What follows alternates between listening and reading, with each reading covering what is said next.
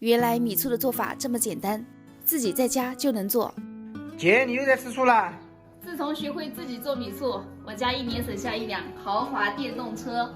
大家好，我是米奇，今天就教你们用土方法做米醋，1碗大米就可以做1大盆，简单方便又实用。学会了，再也不用花钱去外面买米醋了。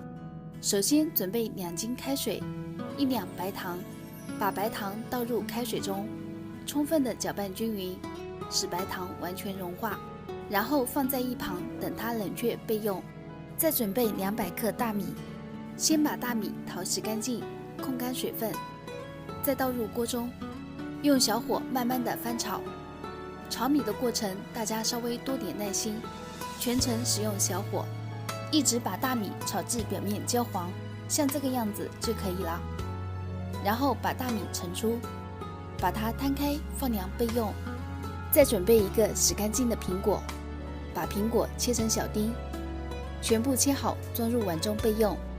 等到糖水和大米都已经完全冷却后，再找一个无油无水的容器，容器最好提前用高度白酒擦拭一遍，然后把放凉的大米装入容器中。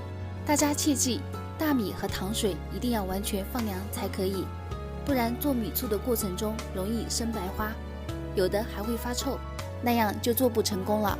然后把苹果丁和糖水也全部装入坛中，坛子不能装得太满，不然大米在里面发酵会把坛子撑爆溢出来，一定要留一点点空间。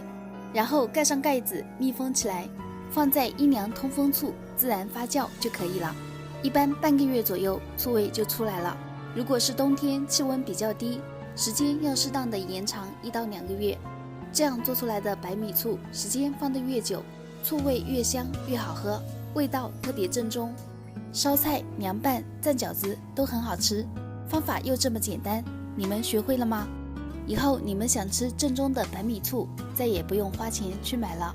喜欢的朋友赶紧收藏起来，有空你也试试吧。学会的朋友记得转发分享出去，让更多的人知道。我是爱分享的米奇，关注我，带你了解更多的农村生活。我们下个视频见。